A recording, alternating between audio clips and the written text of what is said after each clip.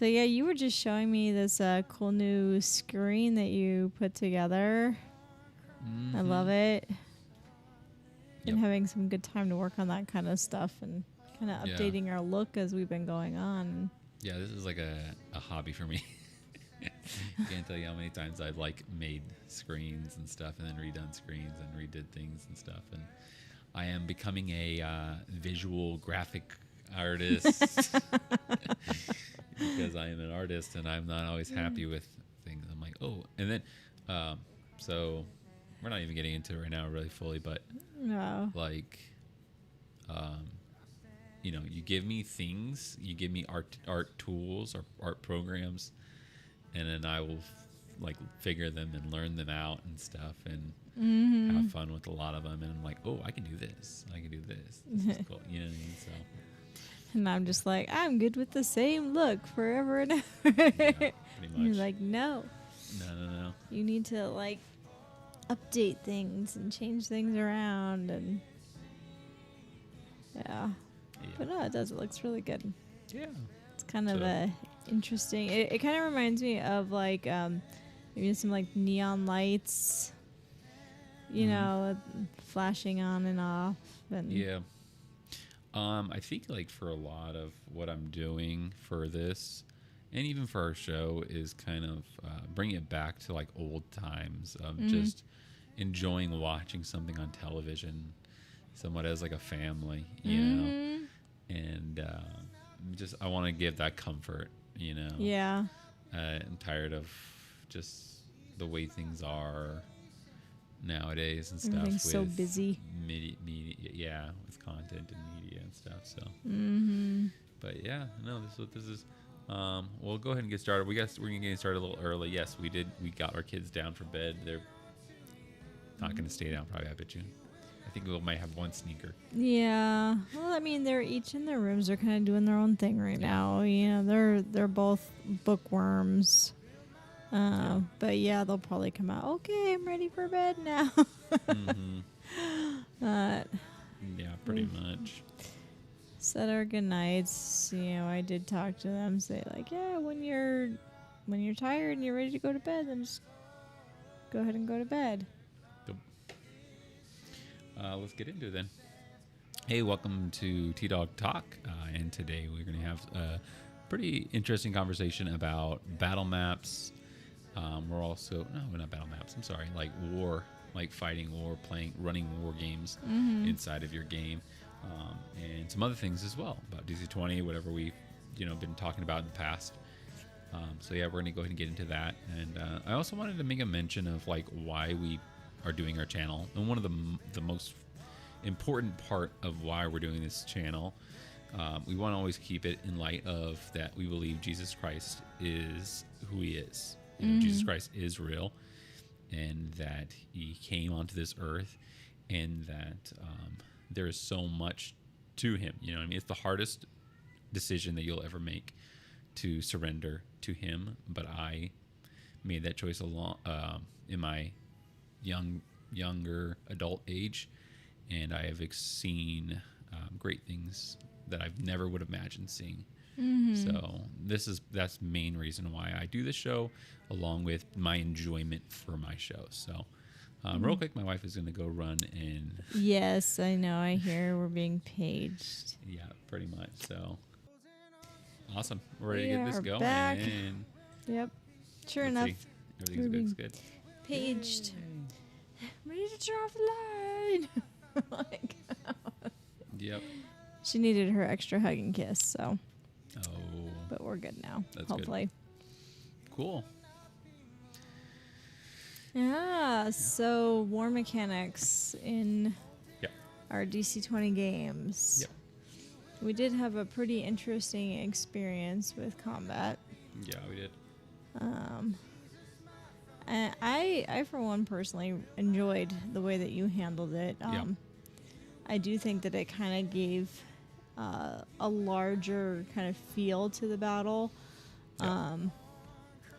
We were going up against a goblin horde, but you also had you had NPCs that were on our side without necessarily playing a whole bunch of NPCs, and it was very interesting how you basically had it set up that with a successful roll on our side allowed our company basically to move forward and to have successes in their attacks, whereas failures on our part caused us to take casualties. So yeah, a lot more was weighing on the dice than what normally. And if anybody in the chat and stuff has any opinion on running war, feel free to kind of leave your comments and stuff. So yeah, it was I always try to like less prep, and going into it, I kind of was curious on how I wanted to play it out, and the way that I was gonna do it was I'd done it previously. I had done it where the players had gone into a situation and they were overloaded with enemies. And so I had a counter of how many enemies that there were, okay, and that they had to face off against. And it wasn't where now you're facing off against 100 enemies and they're all taking their turns and you're all being hit by 100 turns. You know what I mean? But I wanted them to feel that way because one of my players was an assassin, and I thought that was really cool. And I shouldn't say assassin, but he was like somebody of a talent, as well as all the other players. They were somebody of skills. So I wanted to give them that feel of being overwhelmed by the numbers, but not being confident enough to be able to like handle this massive amount. Like, I mean, I personally love the movies that give you that like experience, the Matrix experience. You know, I know my players aren't Matrix like Neo, but that give you that kung fu kind of the horde is just charging in one after the next. You know. Well, even like Lord of the Rings, you've got like these major battle sequences, and it's like, okay, our heroes are in the middle of this horde of orcs, right? And Legolas and Gimli are counting off their kills and competing with each other. I think that was a part of an inspiration. I think I had been tracking a lot of little things, and that is a really good inspiration, because I feel like what I wanted to capture was the morale of the army. Like, I wanted them to forget where you guys were. I wanted you guys to feel like you guys were in the pits of it, you know? I wanted you to feel like one after the next, just keep going and ticking away. You know what I mean? And if you don't do good, then it's going to take away from your forces. Right. Okay, so I'm going to go ahead and explain the mechanics of it real quick for the audience. So basically, we had a counter marked for their army, the player's army, and we had a counter mark for the enemy army, which is the goblins' army, okay? And I ran my players through 3 rounds of that. No, 2 rounds of that. 2 rounds and then 2 rounds of that. And in between, I think I had combat or a skill challenge without a rest. Yeah, you had us moving forward. I don't remember there being a skill challenge. Okay. But yeah, it was basically, okay, you got from here, but now you need to move to this section with this next wave. Yeah. Correct. Was coming in. Or maybe there was an opportunity to try to sneak past, but we failed horribly. Yeah, I think there was a skill challenge. I think you're right, yeah.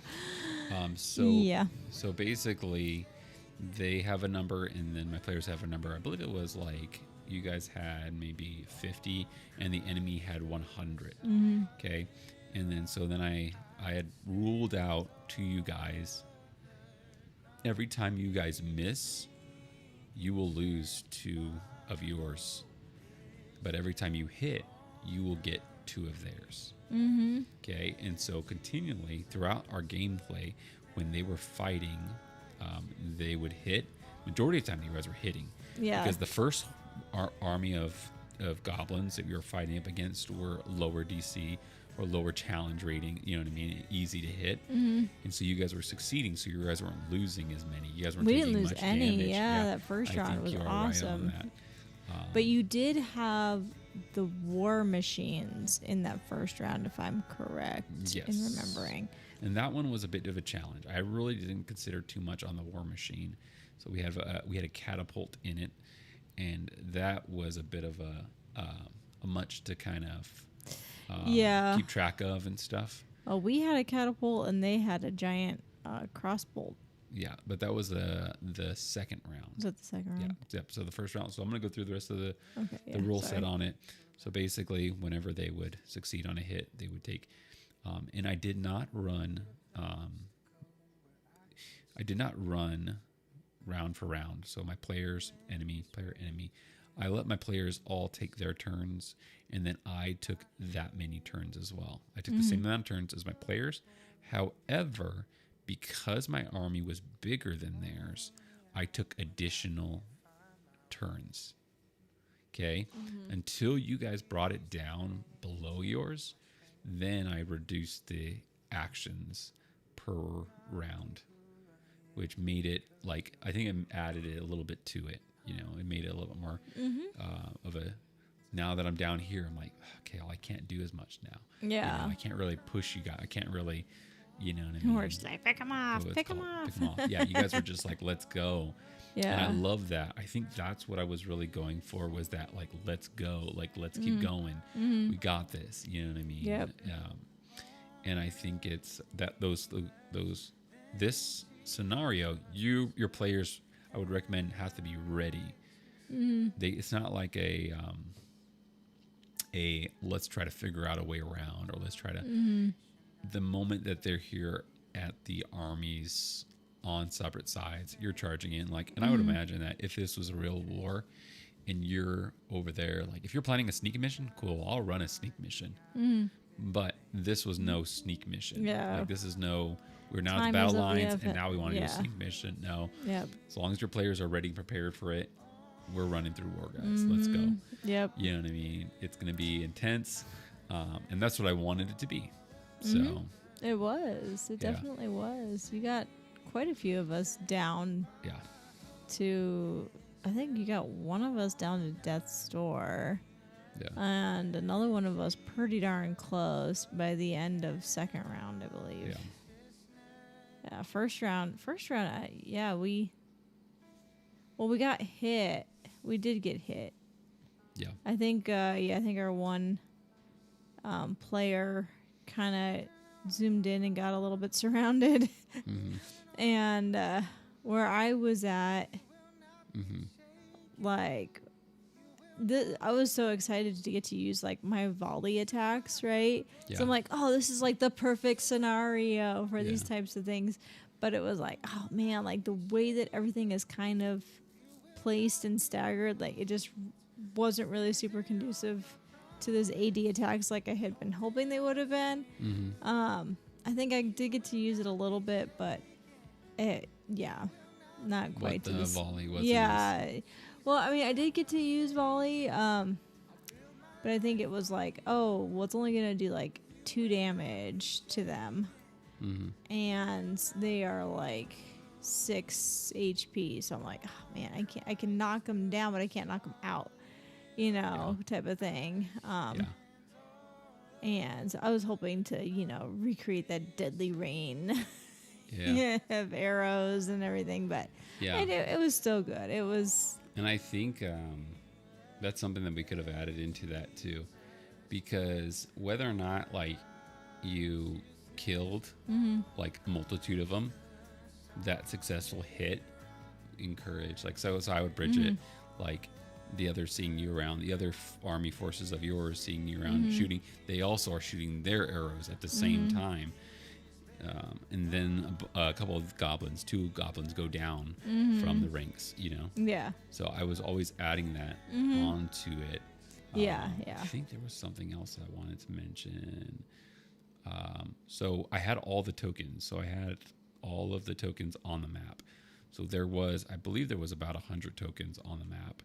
I took my time and I kind of put them all real quick, and the thing is that whenever I took away from your, you succeeded on a hit, your party killed 2 of them. It's called. I never removed anything. I just left it. Mm-hmm. You know, zero I them wanted out. to keep that feel of there's a Mm-hmm. lot. You don't really know, but I did have a little time tracker on the side so that you guys could see, like, we have a sense of we're winning. We believe we're winning. You know. Yep. Just keep pushing So, forward. Yeah. Get through. Yep. So we had the first round was an easy round. Goblins weren't as hard.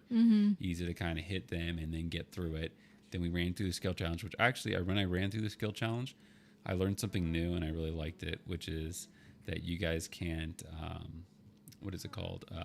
Damage reduction. You guys can't PDR it. For the skill challenge? Yeah. Yeah. And then I was like, okay, here we go. I've never had any PDR, so like that's never Yeah. even been an issue. Yeah. Yeah. Yeah. I never even think about PDR. So and one of the things EDR. I realized with the skill challenge, like, okay, so then that's good to know. Like, so for skill challenge, it would be good to kind of put them in there here and there to kind of slowly just eat away at you guys in certain things. I'm not doing it like intentional, like, okay, let me do this mention Yeah, to you guys. yeah. But it's like, ooh, let me challenge you guys, and maybe you guys might get it or may not. But if you don't, then cool, I'm gonna knock you down a little bit because that's gonna slowly get you. So we ran the first round of war, then you guys moved and traveled and took a skill, and then you guys went into a second round of war, and that one was a little bit harder.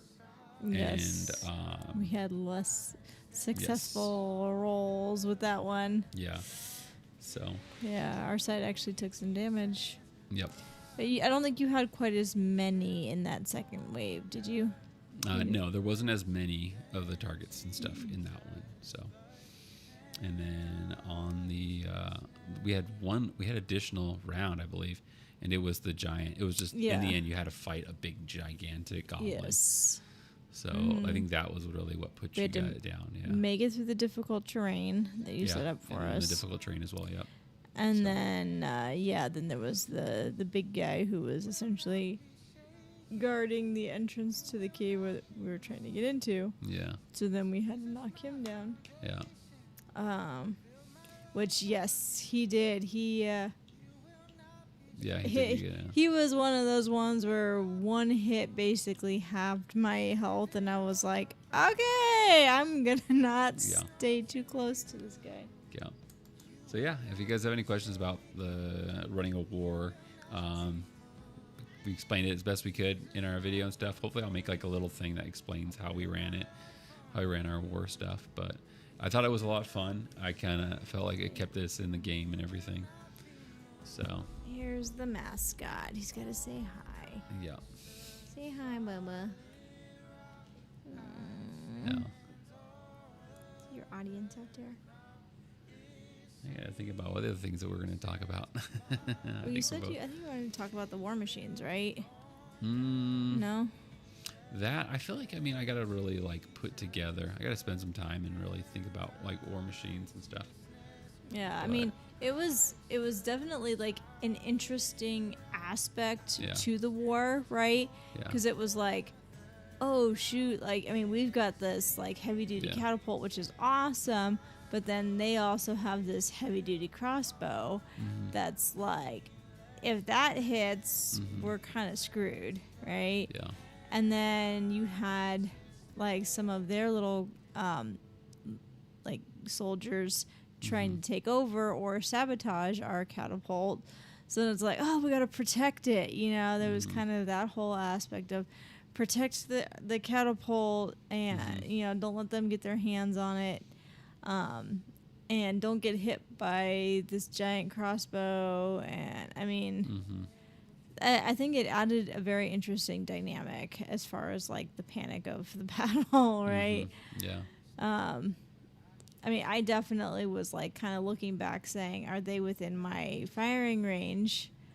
But of course, I was too far out that I couldn't hit the stragglers.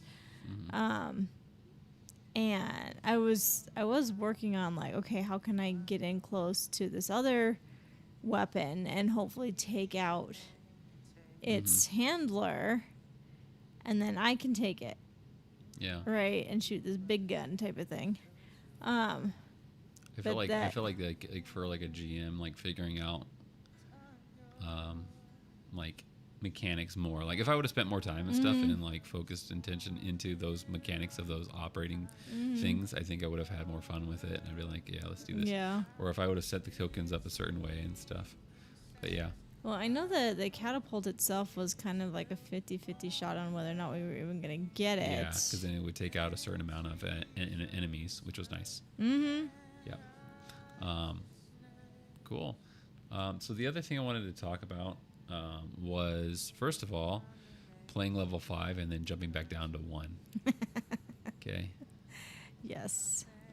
So one of the things that came up, so we were playing, and I think one of the challenges that I as a player, because I got to play, which was really nice, and shout out to DC Crit, buddies on DC Crit who are playing. But I got to play, and one of the challenges was like, okay, when you're building your sheet, you're building your character, knowing what you can do, because at level 1, you can only do so many things because you only have that combat mastery 1, I believe, and so your maneuvers and your spells, they can say one thing, but it's like, okay, wait, I only have a limit of 1, so I can't do this, this, and this. So you can easily like, you have to pay attention, you know what I mean, to your character sheet, or if you're playing a level 5 and you jump back to level 1, you just fill it. You're just like, yes, that definitely was a challenge. Because we've been playing, between levels 3 and 5 for quite a while now, with all of our different campaigns, and it was very difficult going to level 1. I'm like, oh my goodness, I only have 5 HP. Like, this doesn't seem right. Yeah. And it was one of my first times playing as a spellcaster. I typically play martial character. The hunter is definitely kind of my little comfort zone, right? Yeah. I was like, oh, I'll try something different. I'll try a spellcaster. Why not? Like, that's half the fun of these, like, little, like, side missions that we do, right? Is like, I get to try something new. I feel like, and I'll say this real quick, I feel like that some people are like that. Like, some people are just on the side of, there's a north and a south. You're the martial or you're either a this or a that. You're not. Me, I kind of go back and, like, originally when I first started, I was all spellcaster, full spellcaster. Yeah, but then I've kind of changed over toward the martial, and I love it. I love it. I mean, I was always jealous of my martial characters. So I was like, look at them briefing around their weapons. I'm not going to lie. Like, I enjoyed playing as a spellcaster. Yeah. But the fact that I had my spells set up to complement each other. Yeah. But I did not take into consideration the mana spending limit. Yeah. We'll go right into it. So you liked spellcaster? Yes, I enjoyed playing the spellcaster. But yeah, going from level 5 martial character where I've got 3 stamina that I can be kind of playing with on every single combat turn, right? Going to where it was like, oh, I can only use 1 mana. And I had, through my ancestries and through my spells, I had like things that would complement each other. Like, especially, I tried to make myself a combination of like a spell attacker as well as like the healer of the group, because I'm like, okay, we might want someone who can do some healing. And it's like, okay, well, with this ancestry ability, I can spend a mana and it gives 3 extra healing points if I am using a healing spell. But then I look and I'm like, oh wait, but this healing spell costs a mana point. And I had also built my character to have like extra mana, right? So I'm like, oh, I've got all this mana that I can use, and I can like stack these things together and just like make this really, complementary spell. And then dose of reality. oh yeah, I can only spend 1 mana at a time. And I'm like, okay, well, I can either do this or I can do that. I can no longer add this, type of blessing on here, which was kind of, it was hard. It was definitely hard. And then, being with the lower HP, it was like, oh, I took 1 hit and I'm down to like 1. I better go heal myself. Yeah, that was fun because like you did have just like 5 health, and then I had 10 health, and my buddy had I think 8 health. Yeah. And it was a bit of a challenge. There was a question. So I had a question I had thought about, and it is it just going to be the case when it comes to building your character for the first time is that you're going to have to rewrite your character after that first session? Okay, so, and I say this, because we're I shouldn't say we're new to DC20. We haven't played DC20 just as much as the next guy, but there's so much, to learn in the game and stuff. And so you build the character, and then you realize you're like, wait, I can't do these things because of this or this kind of. And I did the same things too with my character, where I was like, oh, because there's so many character sheets and stuff, or so many character builders and stuff, I had to redo my character builder and redo it. And finally, the last time I was like, you know what, I'm just pick this. I picked it all and stuff, and I was ready to go. And then when I actually went into playing it, I was like, wait, I can't even do that. Like I can't even. Yeah. I was a Spellblade. I was doing being able to have a spell attached to my spell weapon. I believe it was my spell, but I could also do a maneuver, I believe. And the only 2 maneuvers I had were the reposition myself, which is a reaction to be able to move away or to move when the enemy ends his turn, or whirlwind, which majority of the time. Only once were we surrounded, I think. I think we might have what's called. There was one point. When. Yeah, we were kind of surrounded, but yeah. Well, and it's hard too because like you'll develop all of these like maneuvers or anything, and you say, oh yeah, this will be really handy, but it's very situational. I think this will be a very yeah. Yeah, and so if you're playing a one shot, it can make it hard when you're like, oh yeah, I made this character, but I didn't get to use half these things because I didn't know. You don't know the story going into it most of the time, right? Or you have a basic idea of a story, but you don't know exactly how it's going to flow, right? Oh yeah. And so you build your character, you're like, oh, this could be really handy, this could be really handy, and then it's like, oh well, yeah, I never ended up using that. I mean, I took the radiant beam, which I did use the one time because I was like, this is too cool to not use, right?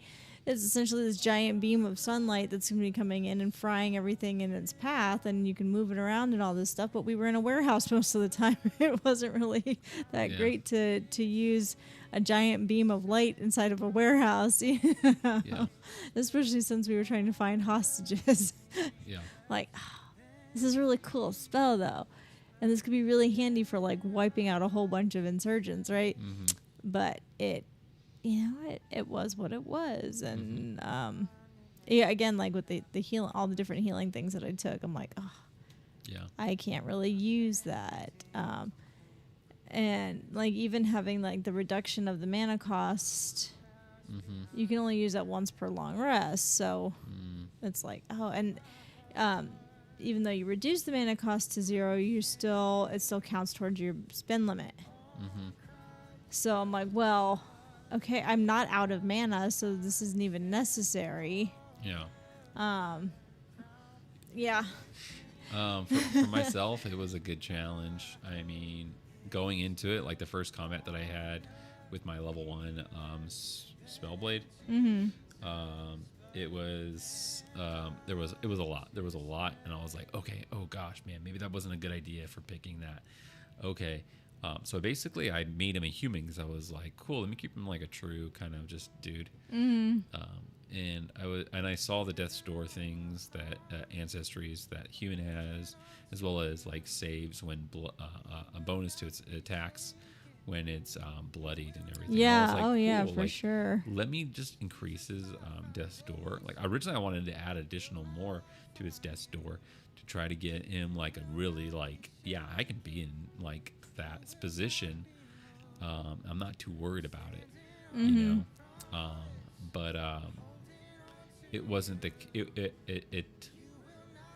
there wasn't enough balance, I think, in it, because I was there, but then I just quickly got to death's door, and then now I had like negatives to a lot of my stuff, you know. Yes. And then I was like too close to the thing, so I got into death's door again, I think, and I had 2 negatives, and so I was like, man, I'm like, okay, well, then that kind of just now slows me down for the rest of the adventure and stuff. And so it was a challenge for our first combat, but then now, like, going through the rest of the game, I was having to just focus in and say, okay, what do I have? What resources do I need? I just need to play this guy to his smarts, you know? And so I was, like, doing things that I was like, let me try to be more precise and try not to be an idiot and just run in there and stuff, you know what I mean? But because I shouldn't say that was my first time playing a character that rushes in and thrashes people.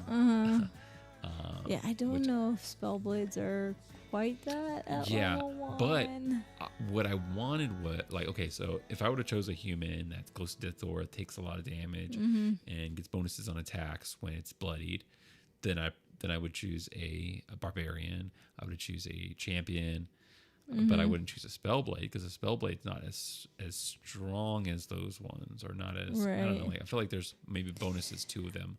Yeah, I think it's how you build them too. Because I mean, you know, you think about Devotion as a spellblade, and he does a pretty darn good job about getting in there. Yeah. Now he is not human though. Yeah. So I don't know if that's where the difference kind of lies. He's got different ancestry characteristics that maybe give him different buffs. But I mean, you got hit pretty hard because I mean, you know, first round combat there was. I think he even said that it wasn't balanced because he had originally played the campaign with a higher level group or something like that, or more people, and he's like, "Oops, I forgot to scale it back." So you guys actually really rocked it, right? Yeah.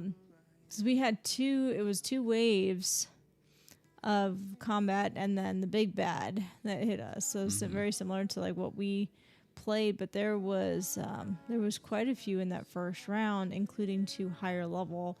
One was a spellcaster too, right? So like they were able to get some good hits in. Yeah, well, they were hitting as well. Yeah, he did get it. Yeah. Was it a double nat in the first what's called, or was it just a single nat? I think it was just a single. I think a double nat would have knocked you like. Yeah, it would have. That's the thing. But you did get hit back pretty hard, and I had to like quick cast a heal spell on you, and. This was my thinking. Okay, so. I want to be able to play a human. I want to be able to play that kind of whatever, but I can't play a spellblade. What I liked about Coach's game is that he offers the opportunities to be able to do things like mix things that shouldn't be mixed. You know what I mean? Like his original pitch was take a I forget what was the original one. It was like make an intelligent barbarian. You know what I mean? Or do what's called, you know, it might just be for the attributes, whatever. But I like the idea of doing a difference. You know what I mean? Like I want to be able to, you know what I mean, be challenged and stuff, but you know, not be like, but not take the. Well, it is nice that you can do that kind of stuff too. You don't have to like take what is considered standard, right? Yeah. Because I mean, maybe a barbarian, instead of relying on brute strength, he is like using more of an emotional type rage, right? And he's using his intelligence to like get in and hit hard where it hurts, instead of just being a big dumb brick that's just smashing, right? Yeah. Because he's strong, he's got big muscles, right? Yeah. It's just like, no. Like, you ticked me off because you insulted my friend, and I know exactly where to hit you. Yeah. I can't hit as hard as, you know, Mr. Might over there, but I can hit right, and that sometimes is more powerful, right? I guess it just depends, because I believe the certain abilities go to certain things. So it's like, for instance, say you want to build a barbarian that is strong, that is smart over strong. Okay, well, somebody comes over to grapple you, and that's going to be a might check. You know what I mean? That's going to be this check. You know what I mean? Certain, Athletics, certain what's called are going to be fall into certain ones. You know? Yes. So it's like, yeah, he can. You can be a smart. And right. You can be able to have bonuses in what was it, like some of the other checks, like survival check, and that. But, yeah. I mean, you're still gonna probably look more. Yeah. Xbolt says barbarian angry at PhD thesis. Oh gosh, yeah. Yeah. I'm picturing a caveman saying it. Yeah. Me angry at PhD. Well, I would say, like, I'd be curious, because I think the problem that I ran into in that was the domains of the Spellblade. Because I was like mixed. I was looking at the .11s, and I was also looking at the 10.5s. Yeah. So I was kind of like getting them mixed. So I went in there and I saw a preview of the .11s, and I was like, ooh, I want to pick this one and this one. And then when I went to go build the character sheet, I built it on I picked it, and I had, but it was a 10.5 descriptions. Yeah. And then, I then was playing by the 10.5, but then I was like, I feel like it's missing something. Yeah. You know? See, I don't have access to the 11s yet, so. Yeah, and I wasn't like really like, I wasn't pushing myself to go and find the 11 again to try to get them and stuff. Yeah. Balanced out, but I probably could have picked better dominions and stuff, I believe, for that. Hey, but, Sam. Yeah. Hey. Sam says, Andrew and Christine are the beautiful couple. Thank you very much. You checking out our cartoon picture? Yes. Yeah. I'm a very mean guy. This is like the epitome of our relationship right there. You're just like, nah, and I'm just like, yeah. Pretty much. Well, I'm all done with my juice, and I'm not happy. You're all done with your juice. There's a little juice box that my guy has. Yeah. And I'm just like, fine, I'll get you some more juice. Maybe it was the wrong flavor juice. I was like disappointed in that. Like, it was apple juice when I ordered. You wanted grape juice. Grape juice, probably. Yeah, probably. No, fruit juice would be good too. But. Yes. Well, anyway, you got to take what we have, because the kids drink all the other juices. So. Yeah. Yeah. Sam says, yes, that's what I mean. The cartoon pictures. Yes. Thank you, Sam. We appreciate you. This was actually a screen that we just put together today, actually just before the show. Yes. I was like, oh, let me just put something here real quick. The kids were doing a puzzle, and he's just like... I didn't just draw the character. I had these characters already. I just like the design. No, you just sketched them up, just like boom, boom, boom, boom, boom. So... Sam says, Andrew Robert beat a champ and give you the dad's some more juice boxes. He's to bed already. And we don't have any juice boxes in the house. We kind of have to keep juice boxes because it's concentrated sugar. Pretty much. Yeah. The other thing we'll do a quick talk about, we probably won't go too much into detail because I think we're both kind of at the point where we're ready to go watch our Netflix. Sorry, guys. It's 8 o'clock. It's our bedtime, okay? Well, I went swimming earlier today, and so, like, I don't know why my eyes are just so low. And I think yours is too. Yeah, well. We got to play D&D as well last week. We got to play the D&D last week. And just comparing some of the differences to the gameplay. Like, we don't want to slam D&D. We're here just to say, hey, like, what were some things that, like, I felt it while playing the game of D&D again. Mm-hmm. Like, it's been a while since we had played, and here we are. We have level 10 characters. Was it? Yeah, they had us at level 10. Yeah, level 10. So it was like it's meant to be like, here's a lot of stuff, okay? And so I was playing a rogue, and I was a barbarian. No, yeah, I was a barbarian. Yeah. Oh no, yeah, gnome fighter. Yeah. Well. Anyway, Yeah, fighter type. Yeah. So one of the things that I noticed and stuff when playing it, compared to DC20, was the amount of dice, and just the time that all took. You know, there's a lot of people I think that like say things about DC20. It's like, oh, I missed the dice or whatever, or I missed all the whatever. And so I was playing with these dice, and so first I would say, okay, roll for my attack, okay, and you're hoping on that dice. You're hyping on that dice roll, that 120 dice roll. You either hit it or you don't hit it. Yeah. If you hit it, cool. You know, now you get to now find all those other dice, whatever, or you have them already set, and then you're gonna go and you're gonna get to shake them up, and then you're gonna throw them down, and then you're gonna start adding them up 4, 5, 7, 2, 3. And you hope that those are a good roll. And then you're like, okay, that's blah blah. Oh wait, but it was also a this, so let me go ahead and just do it. Or it was, I think I had rolled a nat. So yeah, 20. you rolled. I rolled crit. 2 nat 20. Yeah. And so let me take it again on like a sneak attack thing. And so okay, did this much amount of damage. You did like 60 something damage in one round. Yes. And so the thing of it for me was like, okay, it really just kind of pulled me out of the game. But the other thing too, I don't know, it was just a lot of damage, a lot of counting, a lot of math. And I think that was the big difference between DC20 and D&D, which is basically the fact that your numbers are bigger in D&D. You have to do a lot more numbers. You have to count a lot more stuff, you know what I mean?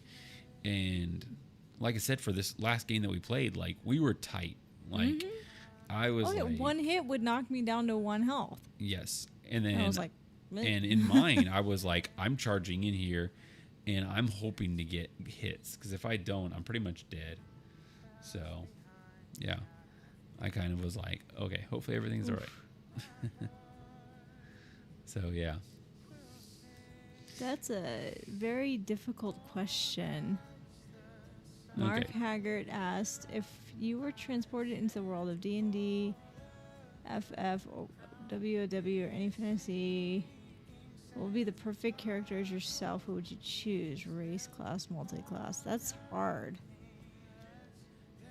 That really is hard. Cleric, ranger, multi-classing is what Mark also says.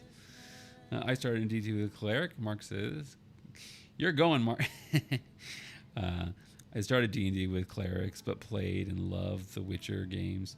The rangers get flavor enemy, which I got to being a monstrous humanoid and magical beast. Basically a healer, ranger, monster hunter. Ooh, which you like the monster hunter. I mean, I like to think of myself as kind of like a bad A, you know, but in reality, I know that's not the truth.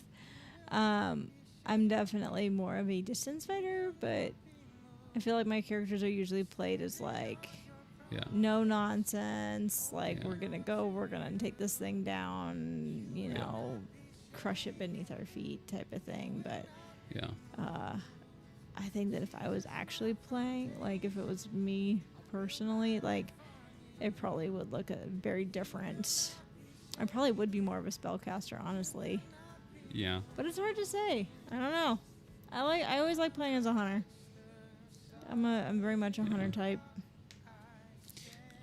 So I have always been a fantasy realm person, like the Lord of the Rings stuff. Okay, and I was thinking about this recently, which was basically get a short little PDF book, and it's a story. You read the story, and then you tell your players, "Here, here's the story. Everyone read it, and then pick." Maybe a character class or a character within the story. I shouldn't say a character within the story, but maybe somebody that may not be in the story exactly, but could be or exist in that story.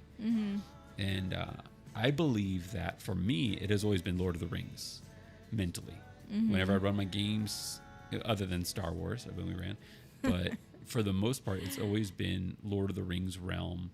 That's my vision whenever I'm running my games, is I want there to be magic within the background. I don't want it to make my story confusing. I want you to feel. I want you guys to experience. I want you guys to have gear. I want you guys to do. So a lot of my games, when I run them, I'm in my mind thinking that, and I'm thinking that you guys are thinking that as well, somewhat, or that I'm putting off those things. Okay, but I realize that this is not true. This is not true. At all times. Maybe some players have that, whatever, but I think my other players are kind of, they're like, well, let me do this in this world.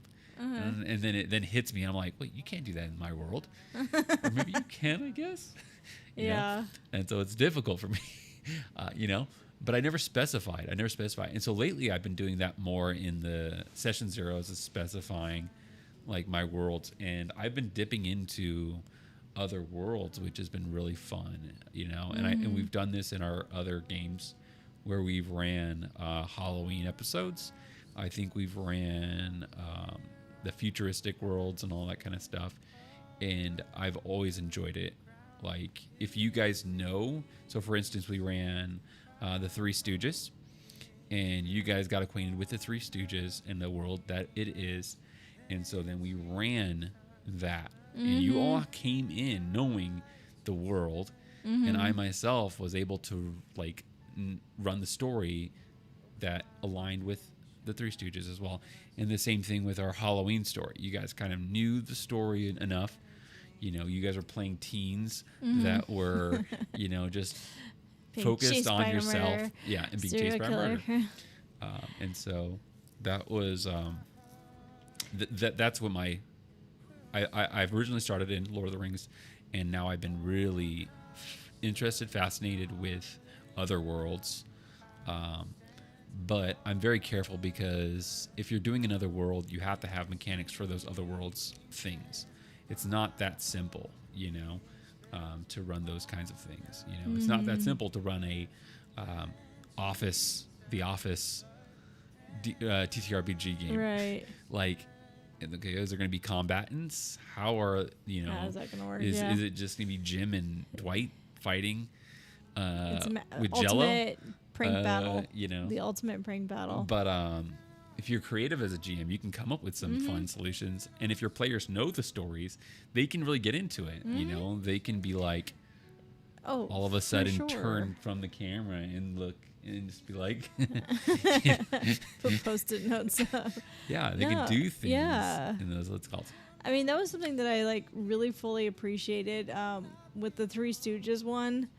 I personally had not seen the episode until after the fact, and watching all of my co-players kind of going through this skit. And I'm just cracking up, because I'm like, oh my gosh, these guys are like, where are they coming up with this, right? And then going back and actually watching the show, I was like, oh my, they were playing the episode. Like, that's why it flowed so beautifully and so brilliantly. Yeah. Like, oh wow, that's so cool that they were quoting it and all that, right? It really did help with that immersion, and going back through and rewatching the episode that we recorded. It was like, wow, that's even better when you know it, right? Yeah. And so I enjoyed that. Now I do have the advantage of being married to the GM, so I think I know a little bit more background with the storylines and the worlds that you're putting us in. 'Cause you tend to talk it out with me a little bit more, and so I'm like, oh, okay, I already kind of have an idea on how this works, or I already kind of have an idea of what the objective is, right? And so then I can kind of push or grow us into that direction of the campaign, which is good in some ways.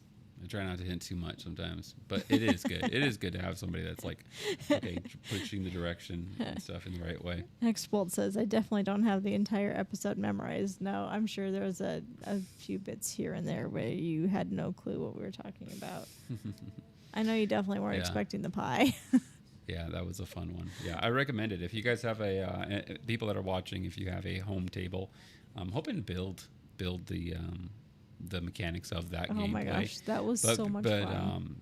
But yeah, it was basically they would have to search through the house to try to find the invention. And sometimes when they would roll low, certain rooms were triggered, and I had pies ready in my fridge and that were whipped cream, and on the certain amount of failed rolls of that room, I would just walk over to the fridge, pied. take out a pie, and get to hit my players in the face with the actual pie, which was very enjoyable. I was the first one to take a pie, and everybody else kind of panicked after that, I think. Yes.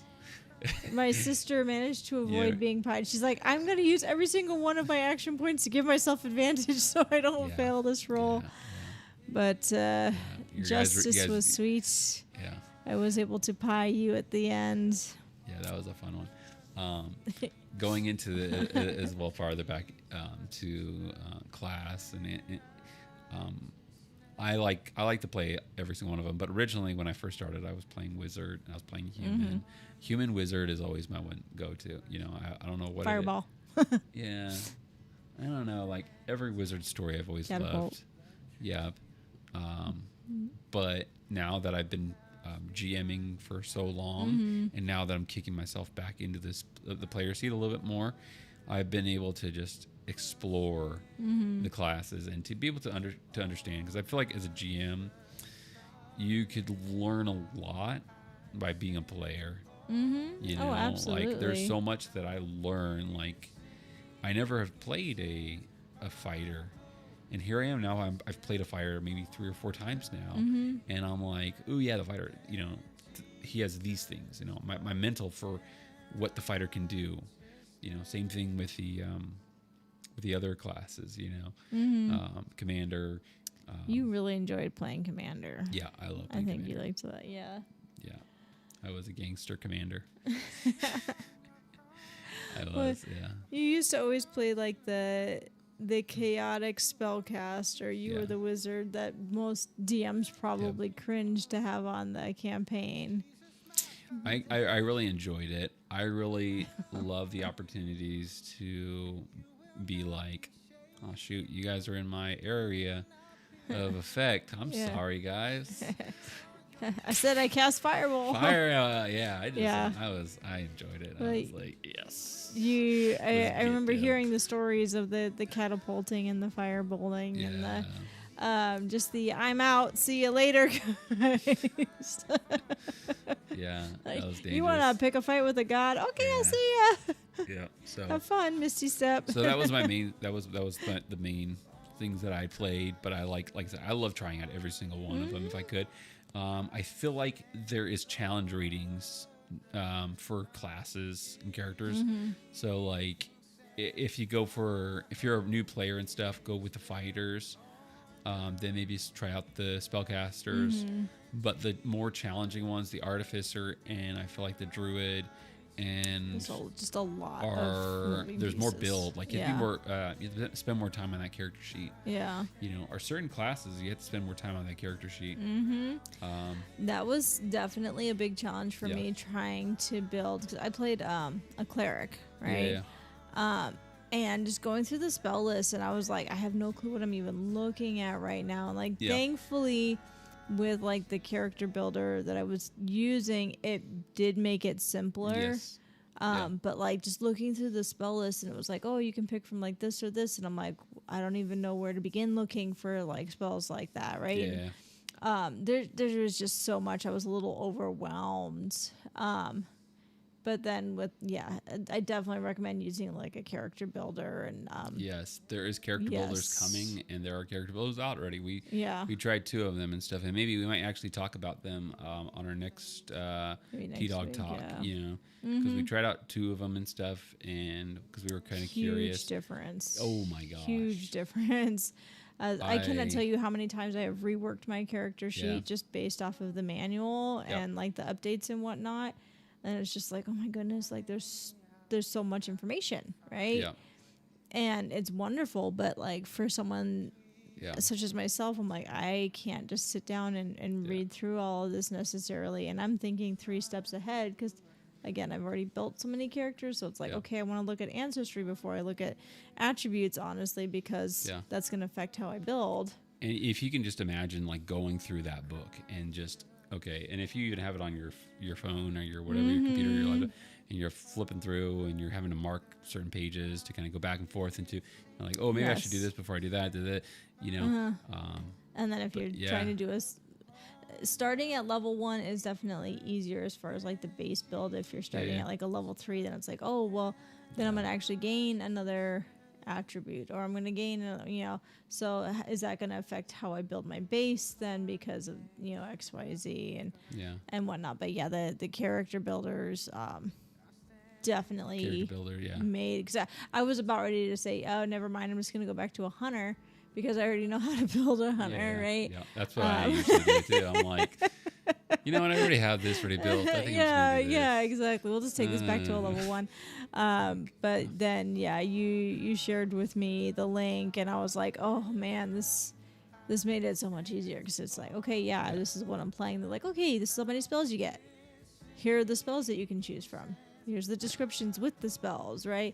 And I'm like, oh, okay, I like that one, I like that one, and that one, right? And then, okay, and you can, pick the 2 divine or 2 blessings, or whatever, or it was I forget what it was called, but basically 2 different level 1 class feature things, right?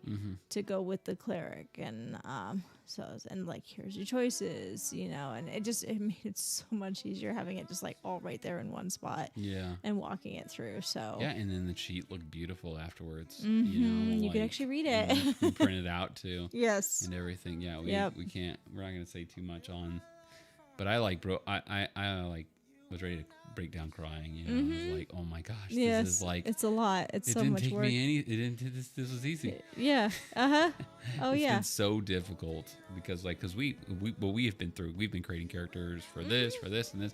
Yeah, we've made so many characters, and we just burned out. And we've been looking forward to character. Yeah. So keep up the good work, guys. All those content creators that are doing all that kind of stuff. Yes, we appreciate you. We see you. So, we do. Like I said, maybe next time we're going to talk a little bit more about the content creators, people who are making stuff for DC20. Yeah, absolutely. So thank you guys for joining us. We appreciate you guys so much. We're going to shoot for Xbolt, for Sam. Thank you guys, Mark. Forgive me if I'm not good at mentioning names. Mark Hager. So thanks you guys for joining us, and for people who are watching later on, awesome. Hope you guys enjoy. We had an interesting talk, and if you have any questions, you feel free to reach out to me through the Discord. Also reach out. You can also reach out to me on my Patreon. My Patreon is free. Come and join it. Like I've said already. Every week, monsters, maps for VTT. So, easy resource. Grab and go. Needing something, you're in the rush. Like, you know what? Let me just run something. I have a bunch of goblins on there. Lots of, gonna be, by the end of the month, we're gonna have a bunch of goblins on there. So. Yep. And they're all hand drawn, no AI stuff. Yeah, I'm trying to slowly, because I've never try never to do AI art, and I try to make sure you guys all know I don't have any AI stuff, and I don't do well with that, with my art and stuff. So his characters, like some of the creatures he was showing me, his updated tokens, and I'm like, wow, these look really cool. I'm ready to. Yeah, you're stepping it up to the next level. Cool. So we hope that you guys enjoyed, and see us. I believe next week we're going to be doing another episode. Yep. So we have maybe come with some topics to kind of talk about. I think we might go talk more about the D&D and DC20, because I feel like we still have some things I can mention as well. Oh yeah. So barely scraped the surface there. Yep. We'll see you guys next time. Have a good night. Night.